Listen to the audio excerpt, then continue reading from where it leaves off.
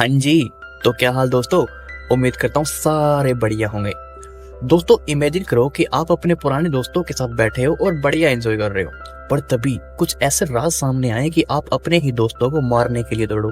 जी हाँ, आज की मूवी में कुछ ऐसा ही होने वाला है। और दोस्तों कहानी पूरी सस्पेंस से भरी हुई है, तो थोड़ी सी लंबी होगी ताकि कोई पार्ट मिस ना हो और आप मूवी आराम से एंजॉय करो। तो चलिए, creation 24 presenting 12th man. Movie की शुरुआत में डॉक्टर नैना एनी और उसके हस्बैंड जैकरी को उनकी प्रेगनेंसी की खुशखबरी सुनाती है और अपने बाकी सभी दोस्तों को बताने के लिए कहती है।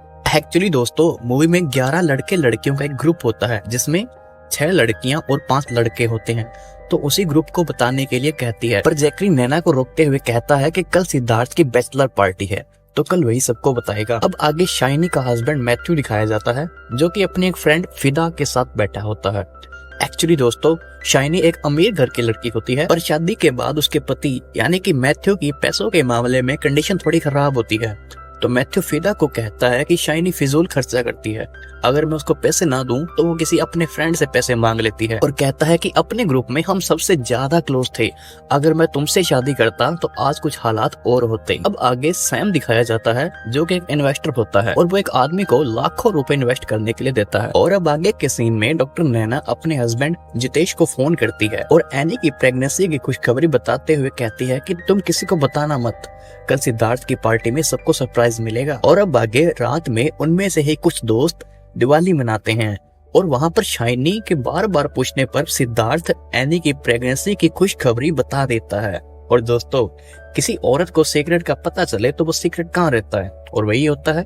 अब एक एक करके सभी को एनी की प्रेगनेंसी का पता चल जाता है। अगली सुबह सभी दोस्त सिद्धार्थ की पार्टी के लिए बस में जा रहे होते हैं और सिद्धार्थ अपनी होने वाली वाइफ यानी आरती को भी पिक करता है और सभी दोस्त मस्ती करते करते एक रिजॉर्ट पर पहुंचते हैं, जहां पर सिद्धार्थ ने पार्टी के लिए बुकिंग करी होती है। यहाँ पर मैनेजर लोकेशन के बारे में बताते हुए कहता है कि प्राइवेसी के लिए बेस्ट जगह है और इसलिए हमने स्टाफ भी बहुत कम रखा है, आप सभी लोग एंजॉय करो, कोई डिस्टर्ब नहीं करेगा। और फिर सभी दोस्त मस्ती में क्रिकेट खेलने लगते हैं। तो सिद्धार्थ एक शॉट मारता है जो कि जाकर एक आदमी को लगता है, जिसका नाम चंद्रशेखर होता है। फिर सभी देखते हैं तो वो दर्द से करहा रहा होता है। तो जैकरी एनी को उसका चेकअप करने के लिए कहती है, लेकिन दोस्तों उसको ऐसी जगह पर चोट लगी होती है कि वो लेडीज डॉक्टर को नहीं दिखा सकता। तो सभी समझ जाते हैं और लेडीज को साइड में कर देते हैं, पर अभी भी चंद्रशेखर अपनी चोट नहीं दिखाता। तो मैथ्यू के कहने पर सभी वहां से चले जाते हैं और फिर चंद्रशेखर अपनी शराब की बोतल देखता है, जो कि गिरकर खाली हो गई थी। इसलिए वो अपनी खाली बोतल उठाकर सभी के पास आता है और उन सब से अपने लिए बोतल का इंतजाम करने लगता है और उनसे झगड़ा करने लगता है। तभी मैनेजर वहां पर आता है, तो सभी पूछते हैं कि आपने तो बोला था कि यहाँ पर कोई नहीं है, तो ये गेस्ट कहाँ से आया। तो मैनेजर बताता है कि ये गेस्ट नहीं, ये हमारे होटल के एमडी के दोस्त हैं। तो सभी मैनेजर को कहते हैं कि इसको जो भी शराब वगैरह चाहिए तुम ला कर दो, लेकिन मैनेजर बताता है कि यहाँ पर बार नहीं है। और फिर चंद्रशेखर उनको कहता है कि मैं तो अपना अच्छा भला बैठकर शराब पी रहा था और तुम्हारी बोल लगने से ही मेरी बोतल गिरी और खाली हो गई, इसलिए तुम मुझे या तो ऐसी ही बोतल ला कर दो, वरना जो भी तुम अपने लिए लेकर आए हो उसमें से ही कुछ दे दो, नहीं तो मैं यहाँ से नहीं हिलूंगा। तो मैनेजर के कहने पर उसके स्टाफ का ही एक आदमी उसको कहता है कि पास में ही एक दुकान है और वहां पर बोतल मिल जाएगी। तो सिद्धार्थ उसको पैसे देता है और कहता है कि तुम बस इसको बोतल ला कर दे दो। तो फिर चंद्रशेखर वहां से चला जाता है।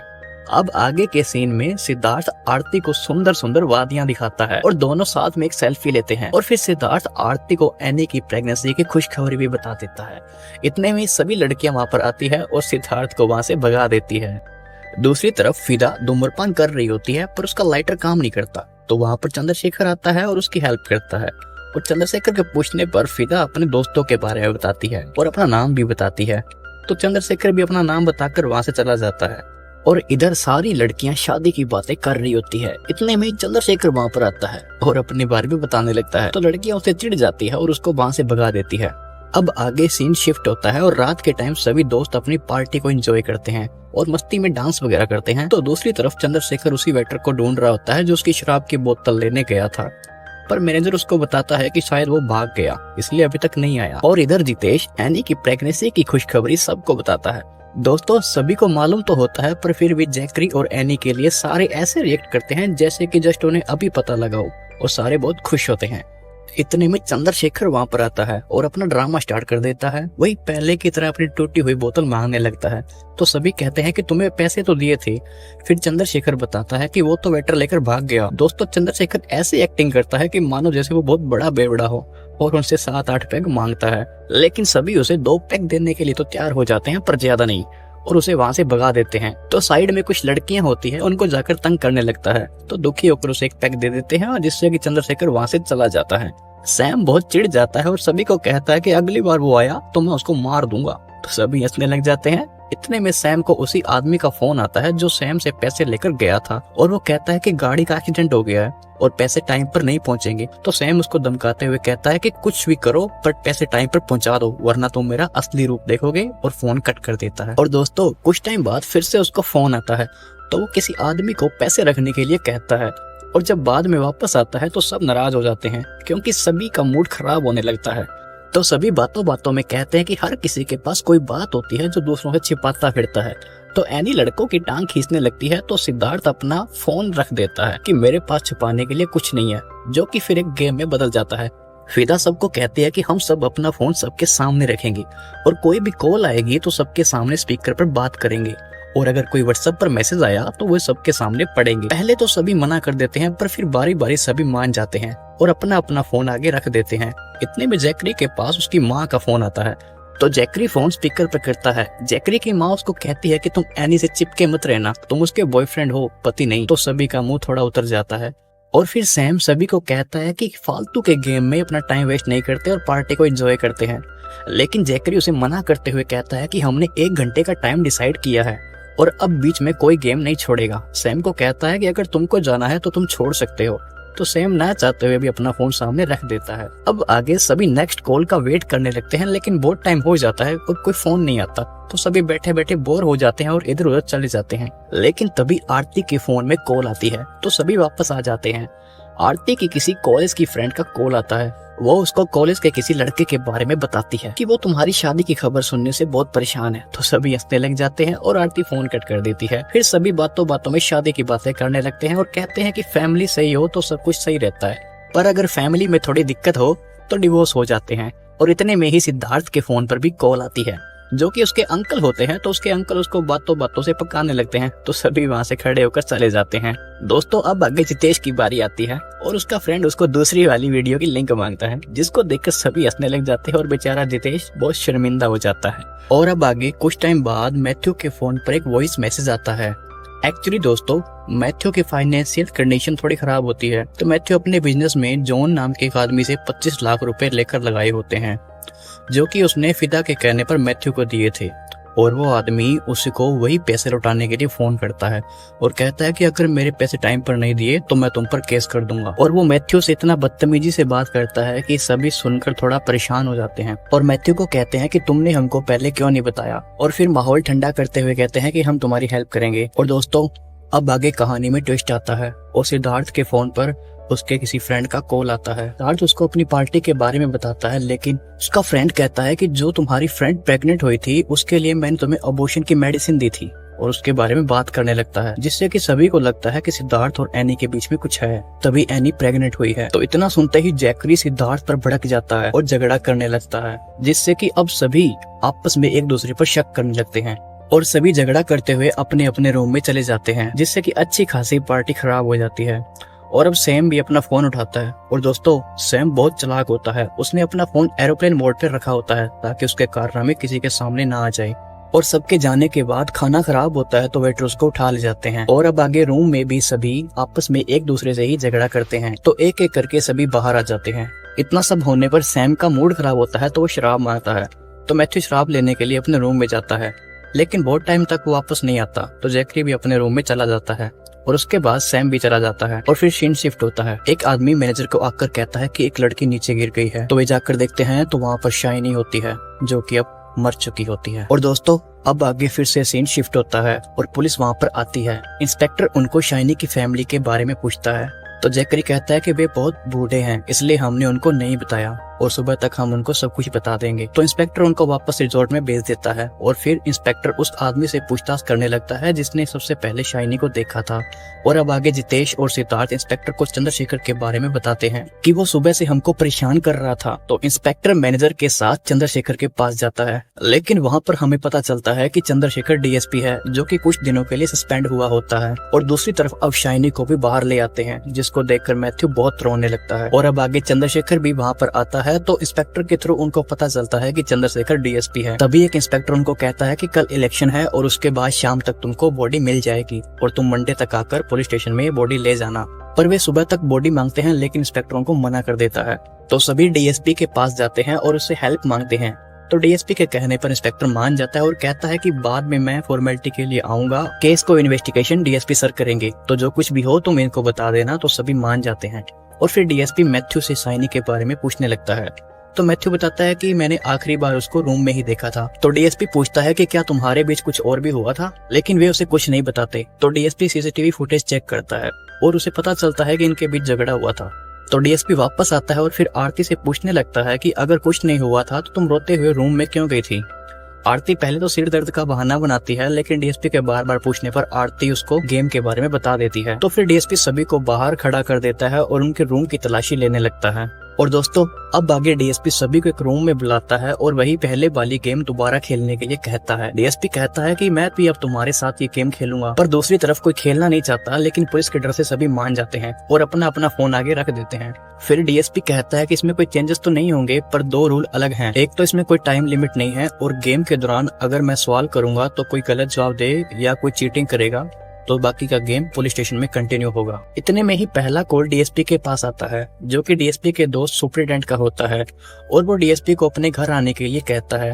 और फिर वो शाइनी के केस के बारे में बात करते हुए कहता है कि अगर वो कोऑपरेट ना करें तो उनको पुलिस स्टेशन ले आना, मैं 1 दिन में ही सबको ठीक कर दूंगा। लेकिन चंद्रशेखर उसे मना करते हुए कहता है कि ऐसा कुछ नहीं है, सभी कोऑपरेट कर रहे हैं। और अब आगे डीएसपी सिद्धार्थ से पूछता है कि जब तुम आरती के पीछे गए तो वहाँ पर क्या हुआ। तो सिद्धार्थ बताता है कि जब मैं आरती को समझा रहा था तब वहाँ पर फिदा आई। तो अब आगे डीएसपी फिदा से पूछता है कि जब तुम आरती के पास गई तब क्या हुआ। फिदा बताती है कि जब मैं आरती के पास उसको संभालने गई तभी वहाँ पर शाइनी आई थी और शाइनी सिद्धार्थ से झगड़ा करने लगी और उसने मुझे भी भला बुरा बोला और वहाँ से चली गई। तो मैं उसको जवाब देने उसके पीछे बाहर गई, लेकिन इतने में सिद्धार्थ और मैथ्यू वहाँ पर आ गए और मैथ्यू शाइनी को लेकर वहाँ से चला गया और मेरे जाने के बाद जितेश वहाँ पर आया था।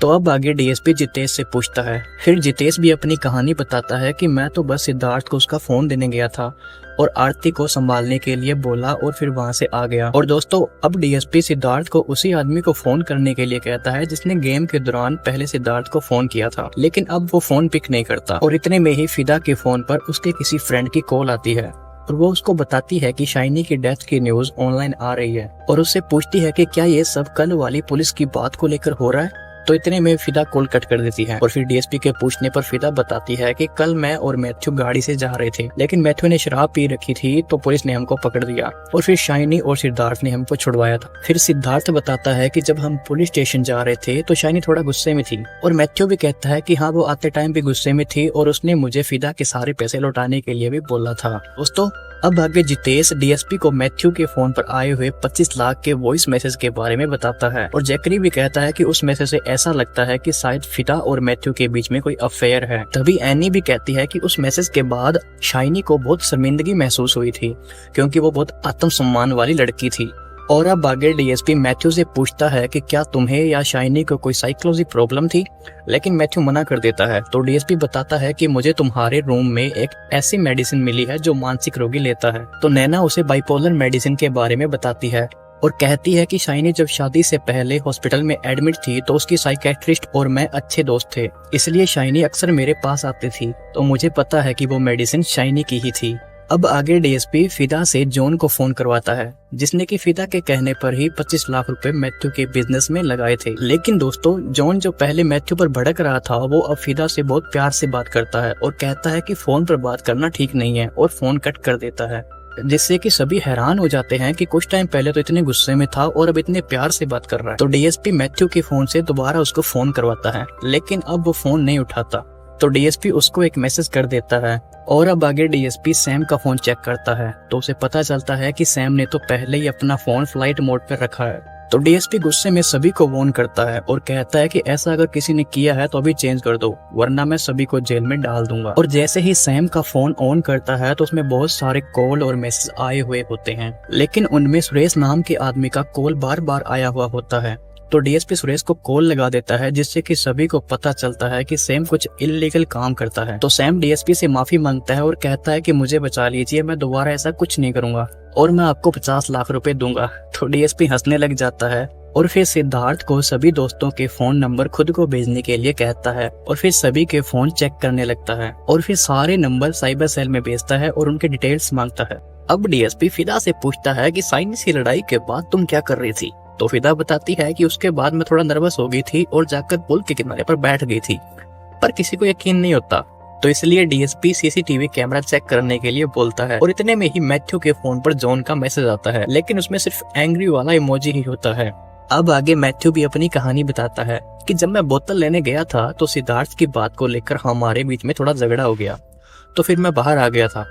इतने में जैकरी बताता है कि शाइनी थोड़ी अजीब थी, उसने पहले भी बहुत बार मुझसे पैसे उधार लिए थे लेकिन कभी वापस नहीं किए और वो छोटी छोटी बात पर भड़क जाती थी। डीएसपी अब मैथ्यू से उस डॉक्टर को कॉल करवाता है जो कि शाइनी का इलाज कर रहा था। डॉक्टर बताता है कि शाइनी मेरी पेशेंट थी और वो बहुत गंभीर बीमारी से जूझ रही थी, उसको बहुत ज्यादा गुस्सा आता था और वो गुस्से में गलत डिसीजन लेती थी और साथ में बिना किसी शर्म के पैसे मांगती थी। लेकिन जब वो ठीक हो जाती थी तो उसको खुद को ही बहुत शर्मिंदगी महसूस होती थी और डॉक्टर बताता है कि इस बीमारी के दौरान सुसाइड करने की टेंडेंसी भी बढ़ जाती है।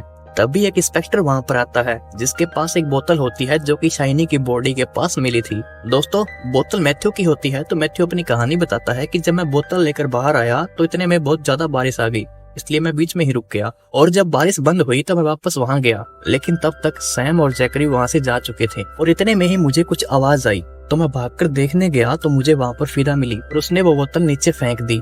अब आगे रहीम की कॉल आती है जिसको डीएसपी ने सभी के नंबर्स की डिटेल्स निकालने के लिए बोला था। तो रहीम बताता है कि शाइनी ने सिद्धार्थ, जितेश, एनी और जॉन को कॉल किया था और उनमें से जॉन की 2 बार कॉल बैक भी आई थी और जॉन ने शाइनी से लगभग 4 मिनट तक भी बात करी थी। और इतना सुनते ही डीएसपी को शक होता है कि शाइनी जॉन को क्यों कॉल करेगी और डीएसपी मैथ्यू के फोन से जॉन को शाइनी का नाम यूज करके मैसेज सेंड करता है और सिद्धार्थ को दोबारा अपने फ्रेंड को कॉल करने के लिए कहता है और इस बार उसका फ्रेंड कॉल पिक कर लेता है। वो कहता है कि जो सच है वो तुम सबको बता दो। वो बताता है कि सिद्धार्थ ने वो मेडिसिन जितेश के लिए ली थी, यानी कि दोस्तों जितेश की अब डॉक्टर साहिबा के हाथों लगने वाली है। और इतने में ही जॉन का भी वॉइस मैसेज आता है। वो कहता है कि तुम्हें मेरे और शाइनी के बीच में क्या डील हुई थी इसके बारे में कुछ नहीं पता। तो डीएसपी जॉन से बात निकलवाने के लिए फिदा को शाइनी की मौत की ऑनलाइन न्यूज फॉरवर्ड करने के लिए कहता है ताकि वो घबरा जाए और सच बता दे। और अब आगे आरती से पूछता है कि सिद्धार्थ ने तुम्हें क्या बताया था।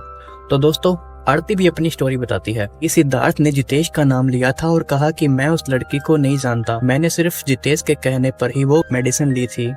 लेकिन आरती को सिद्धार्थ पर विश्वास नहीं होता और वो कहती है कि अगर तुम सच्चे हो तो जितेश और उस लड़की को बुलाओ और सबके सामने कबूल करने के लिए बोलो। सिद्धार्थ जितेश को फोन करता है और उसे अपने पास बुलाता है और फिर उस लड़की के बारे में पूछता है, लेकिन जितेश उस लड़की के बारे में कुछ नहीं बताता। दोस्तों, कहानी बहुत उलझती जा रही होती है। तो डीएसपी के कहने पर जितेश बताता है कि वो लड़की शाइनी ही थी और जब मैंने शाइनी को आरती के सामने कन्विंस करने के लिए बोला तो उसने मना कर दिया और कहा कि अगर तुमने ऐसा किया तो मैं खुदकुशी कर लूंगी। और अब आगे फिदा के पास जॉन की कॉल आती है। वो भी शाइनी की मौत से बहुत घबराया होता है। फिदा उसको बताती है कि शाइनी की कॉल डिटेल्स में लास्ट नंबर तुम्हारा है तो पुलिस तुमसे इन्वेस्टिगेशन करेगी। जॉन बताता है कि मैंने तो सिर्फ पैसों के बारे में बात करी थी और कहता है कि आज रात 9 बजे के करीब उसने मुझे 5-5 लाख रुपए करके 2 ट्रांजेक्शन करी थी और उस टाइम हमारी बहुत अच्छे से बात हुई थी। तो डीएसपी को जितेश पर शक होता है और वो उसकी ट्रांजेक्शन चेक करता है पर उसमें सिर्फ 5 लाख की ट्रांजेक्शन मिलती है। डीएसपी भी सोच में पड़ जाता है कि बाकी के 5 लाख शाइनी ने कहां से अरेंज किए होंगे। दोस्तों, अब डीएसपी को मैरिन पर थोड़ा डाउट होता है तो वो उसके पास जाता है और उसका फोन चेक करता है, जिससे कि पता चलता है कि शाम को गेम शुरू होने से पहले ही मैरिन ने अपने भाई को कॉल करी थी। डीएसपी दोबारा उसके भाई को कॉल लगवाता है तो पता चलता है कि उसके भाई ने ही बाकी के 5 लाख ट्रांसफर किए थे। लेकिन अब मैरिन भी बात घुमा रही होती है और कुछ नहीं बताती। तो डीएसपी उसे धमकाता है कि अगर तुमने सच नहीं बोलोगी तो शाइनी के मर्डर के जुर्म में तुमको सजा मिलेगी, जिससे कि मैरिन घबरा जाती है और सच बता देती है। अब हमें पता चलता है कि पहले जिस लड़की की बात हो रही थी वो लड़की शाइनी नहीं, एक्चुअली वो लड़की मैरिन होती है, जिसका कि जितेश के साथ अफेयर होता है। और मैरिन के अबॉर्शन के लिए ही जितेश ने सिद्धार्थ से मेडिसिन ली थी। यानी कि दोस्तों, जितेश ने जो शाइनी की कहानी बताई थी वो सब झूठ था, क्योंकि उसको पता था कि शाइनी तो मर चुकी है और उसका नाम लेकर मैरिन को बचाया जा सकता है। लेकिन यहाँ उसका खेल खत्म हो जाता है और सबको पता चल जाता है कि एक्चुअली में मैरिन और जितेश का ही अफेयर था और मैरिन के लिए सिद्धार्थ के दोस्त ने उसको अबॉर्शन की मेडिसिन दी थी। और दोस्तों, अब मैरिन बताती है कि जब मैं वहां से जा रही थी तो मुझे शाइनी मिली और मैंने उसको सब कुछ बताया तो वो मुझे अपने रूम में ले गई और उसने मुझसे 10 लाख रुपए मांगे और कहा कि मैं तुम्हारी हेल्प करूंगी। और उसने कहा कि 5 लाख रुपए तुम अरेंज कर लो और 5 लाख जितेश से करवा दो, और फिर मैं तुमको इस प्रॉब्लम से बचा लूंगी, क्योंकि मेरे पास एक ब्रह्मास्त्र है। इसलिए मैंने अपने भाई से 5 लाख रुपए लिए और शाइनी को सेंड कर दिए। अब आगे डीएसपी को मैरिन और जितेश दोनों पर शक होता है और वो उनसे पूछता है कि अगर सच सच बता दोगे तो अच्छा रहेगा, वरना कल पुलिस स्टेशन में पूछताछ होगी। तो जितेश घबरा जाता है और बताता है कि शाइनी ने कुछ प्लान बनाया था, लेकिन उसने मुझे कुछ बताया नहीं। और फिर डीएसपी एक ऑफिसर को बुलाता है और उसको 9 से 9:30 बजे तक की सीसीटीवी फुटेज चेक करने के लिए कहता है। और फिर डीएसपी एनी से पूछताछ करने लगता है, क्योंकि मैरिन के जाने के बाद शाइनी ने एनी को कॉल किया था। तो एनी बताती है कि उसने मुझे अपने रूम में बुलाया और जब मैं वहां पर गई तो उसने मुझे वो लड़की बनने के लिए कहा जिसका कि अफेयर जितेश के साथ है, लेकिन मैंने मना कर दिया और वहां से चली गई। और फिर आगे वही ऑफिसर आता है जो सीसीटीवी फुटेज चेक करने गया था और बताता है कि एनी ने जो बताया बिल्कुल वैसा ही हुआ था। यानी कि एनी 9 बजे के आसपास शाइनी के रूम में गई थी और 5 मिनट के बाद बाहर आ गई और फिर उसके बाद शाइनी भी वहां से चली गई थी। अब डीएसपी जैकरी के पास जाता है और उसे आगे की कहानी पूछता है। तो जैकरी बताता है कि एनी रूम में आई और उसने मुझे सब बताया। तो मैंने उस पर गुस्सा किया और कहा कि तुम्हारी वजह से शाइनी सर पर चढ़ गई है और तुम्हारे कहने पर ही मैंने हर्षल से पैसे लेकर शाइनी को दिए थे, जो कि बड़ी मुश्किल से पिछले महीने वापस लौटाए हैं। तो डीएसपी कहता है कि मुझे नहीं लगता तुमने हर्षल को पैसे लौटाए हैं और एनी को कहता है कि तुम हर्षल को कॉल लगाओ। तो एनी हर्षल को कॉल करती है और इतने में ही डीएसपी एनी का मुंह बंद कर देता है। तो हर्षल एनी के लिए घबरा जाता है और कहता है शाइनी के पास हमारी कोई वीडियो नहीं है, वो तुमको बिना वजह ब्लैकमेल कर रही है। यानी कि दोस्तों, मैरिन से शाइनी ने जिस ब्रह्मास्त्र की बात करी थी वो एक्चुअली में एनी और हर्षल की एक वीडियो होती है। अब डीएसपी एनी से पूछता है कि शाइनी को तुम्हारा वीडियो कैसे मिला। तो एनी बताती है कि जब एक दिन हम साथ थे तो उसने वीडियो शूट कर लिया। और एनी बताती है कि उस रात जब मैं उसके रूम से बाहर आई तो शाइनी भी मेरे पीछे बाहर आई थी, पर मैंने उसको ये सब करने से मना कर दिया और वहां से चली गई। तो इतना सुनकर डीएसपी भी अपनी कहानी बताता है और कहता है कि मुझे लगता है कि उस वक्त शाइनी की ब्लैकमेलिंग से तुम परेशान हो गई और उससे छुटकारा पाने के लिए तुमने उसको धक्का दे दिया। पर एनी मना करते हुए कहती है कि मैंने ऐसा कुछ नहीं किया, लेकिन अगर आपको ऐसा लगता है तो आप मुझे कोई भी सजा दे सकते हो, मुझे मंजूर है। और तभी एक इंस्पेक्टर आता है और वो डीएसपी को कुछ बताता है जो कि हमें बताया नहीं जाता। और फिर डीएसपी सभी का फोन अपने पास लेता है और अब आगे सबसे पूछता है कि जब शाइनी नीचे गिरी तब सब कहाँ थे। तो सभी बारी बारी से अपने अपने रूम का बताने लगते हैं, पर फिदा बाहर थी तो डीएसपी उससे पूछताछ करने लगता है, लेकिन फिदा से उसे कुछ ज्यादा पता नहीं लगता। और दोस्तों, तभी सैम के फोन में एक नोटिफिकेशन आता है और उसका फोन डीएसपी के पास होता है, जिसमें डीएसपी सैम के मैसेज देखता है और उसमें एडवोकेट और सैम की चैट से डीएसपी को पता चल जाता है कि ये सब सैम ने ही किया है। तो दोस्तों, अब आखिर में सैम बताता है कि जब मुझे नोटिफिकेशन आया कि मैरिन ने 5 लाख रुपए शाइनी को सेंड किए हैं तो मैं शाइनी के पीछे गया और उससे पैसे वापस करने के लिए कहा, लेकिन उसने मना कर दिया और वो मैरिन के लिए उल्टा सीधा बोलने लगी। तो मुझे गुस्सा आया और मैंने उसको धक्का दे दिया, जिससे कि वो नीचे गिर गई और मर गई। अब आगे लास्ट में डीएसपी एनी को बताता है कि शाइनी तुम्हें जिस वीडियो के पीछे ब्लैकमेल कर रही थी वैसे कोई वीडियो उसके फोन में थी ही नहीं और वहां से चला जाता है। और इसी के साथ ये बेहतरीन मूवी यहाँ एंड हो जाती है। अगर आपको मूवी और उसकी एक्सप्लेनेशन अच्छी लगी हो तो लाइक और सब्सक्राइब करना ना भूलें, ताकि फिर मिले ऐसी ही किसी बेहतरीन कहानी के साथ। And finally, thanks for watching.